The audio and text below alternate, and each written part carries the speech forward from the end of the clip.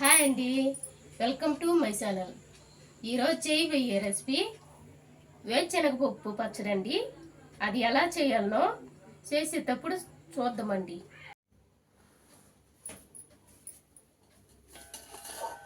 ముందుగా స్టవ్ వెలిగించుకొని ఒక ప్యాన్ పెట్టుకుందామండి.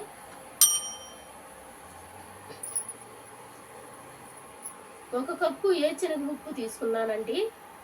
అది నూనె లేకుండా వేపుకోవాలండి.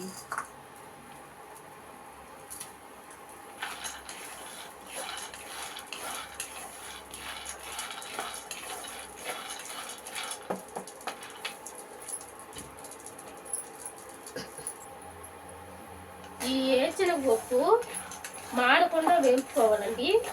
మాడిపోతే మొత్తం పచ్చడి చేదు వస్తుందండి. ఇలా దోరలుగా వేపుకోవాలండి. మంట చిమ్ములోనే పెట్టినానండి. నేను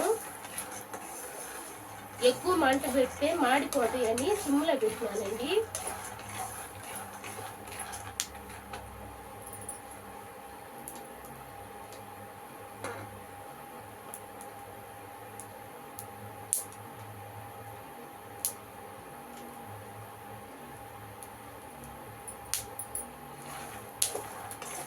అప్పుడప్పుడు ఇలా కలుపుకుంటూ ఉండాలండి, లేదంటే అడుగు నుండి మాడిపోతాయండి.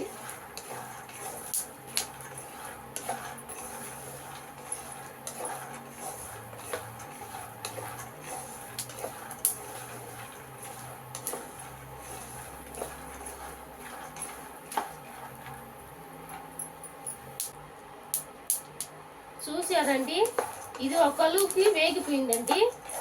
ఇంకా 2 నిమిషాలు అట్టా వేగితే మనకి పర్ఫెక్ట్గా ఈ వేరుశనగపప్పు వేగిపోద్దండి.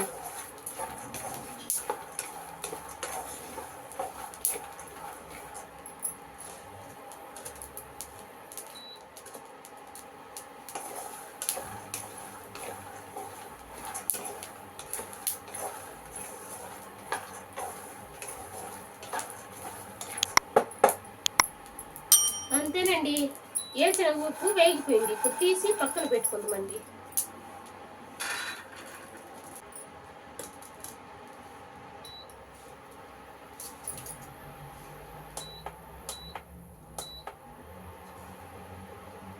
రెండు 200 గ్రాములండి. ఇది పొండు పచ్చిమిరపకాయలు అవి తీసుకొని ఇప్పుడు వేపుకుందామండి.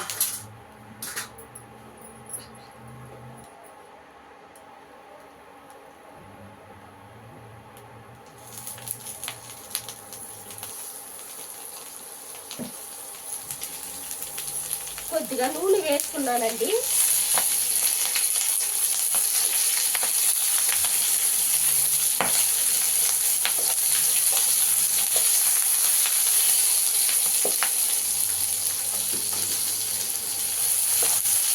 మంట లో ఫ్లేమ్లోనే పెట్టుకోవాలండి.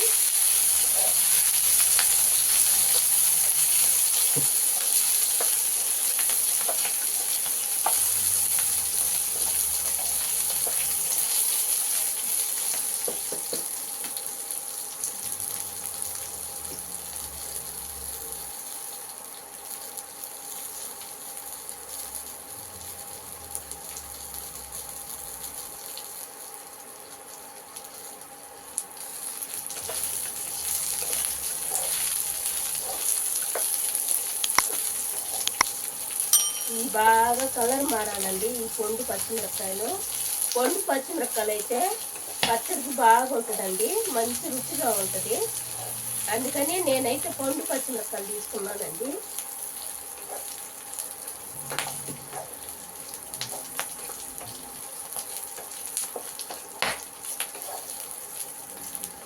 ఈ పొండు పచ్చిమిరపకాయలు దొరకకుంటే ఒకవేళ పచ్చిమిరపకాయలు అయినా వేసుకొని చేసుకోవచ్చండి.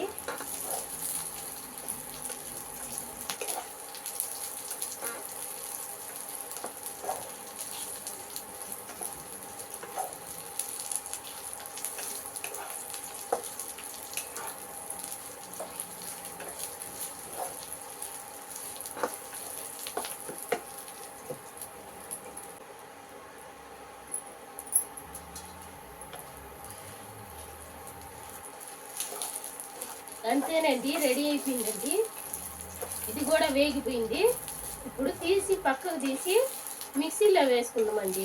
నేను రోట్లో దంచలేదండి, మిక్సీలో వేసుకుంటున్నానండి.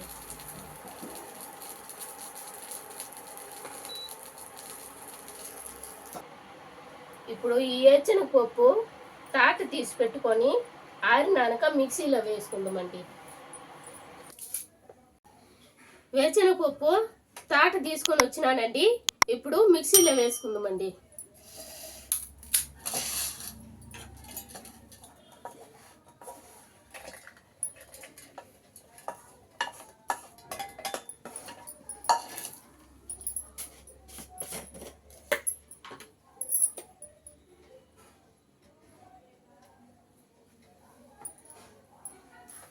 కొద్దిగా ఉప్పు వేసుకున్నానండి, ఒక స్పూన్ నేను వేసింది.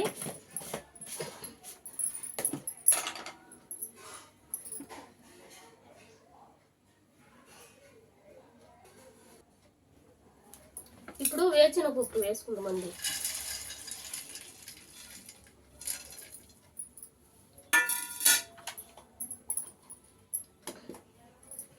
కొద్దిగా ముందే నీళ్ళు వేసుకుందామండి.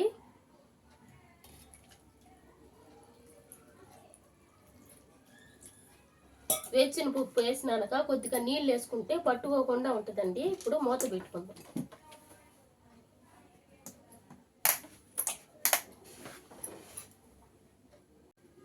ఇప్పుడు మిక్సీ చేసుకుందామండి.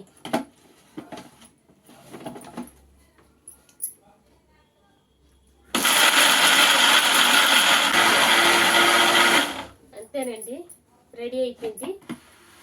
మన వేరుశనగపప్పు పచ్చడి రెడీ అయిపోయిందండి.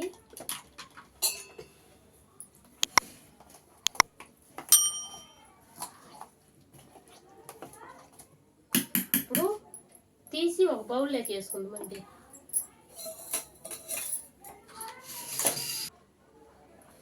ఇప్పుడు ఒక బౌల్లోకి తీసుకొని తాలింపు వేసుకుందామండి. దీనికి ఈ పచ్చడికి తాలింపు వేయాలండి. ఇప్పుడు తాలింపు వేసి చూపిస్తానండి.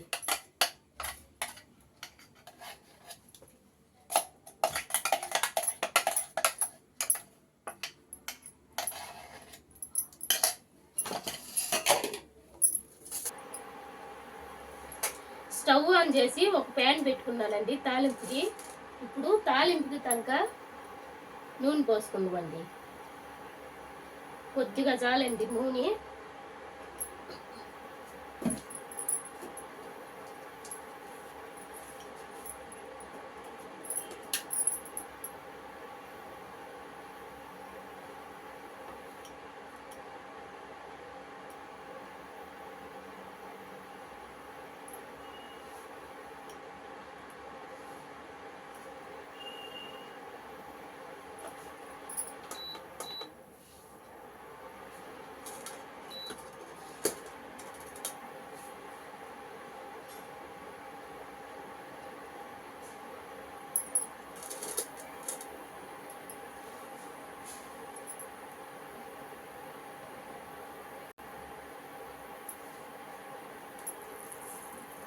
కొద్దిగా ఆవాలు వేసుకున్నానండి.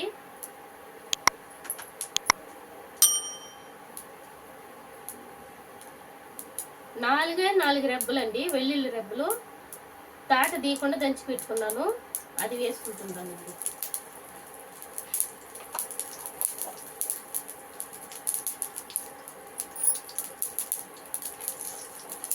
ఇది వేసుకున్నాక ఈ తెల్లగడ్డ మారకుండా వేసుకోండి. అప్పుడే తాలింపు వేస్తే అంత రుచిగా ఉంటుంది ఈ పచ్చడి.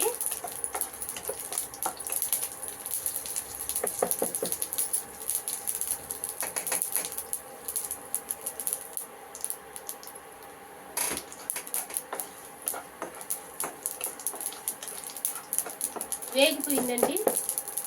ఇప్పుడు పచ్చడి పోసి వేసుకుందాం.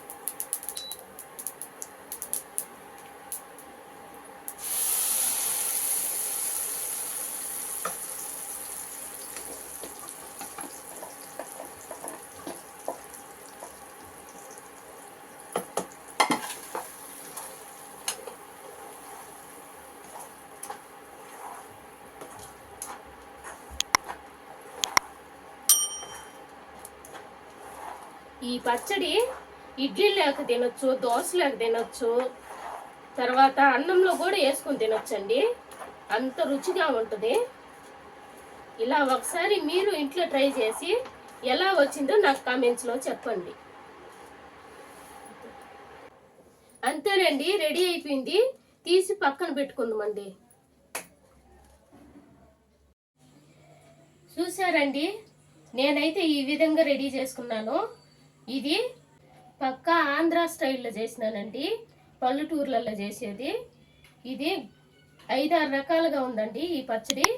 నెక్స్ట్ వీడియోలో ఇదే మరిగా తయారు చేసి నేను మీకు వీడియో పెడతానండి. సరే, ఉంటానండి. నెక్స్ట్ వీడియోలో కలుద్దాం.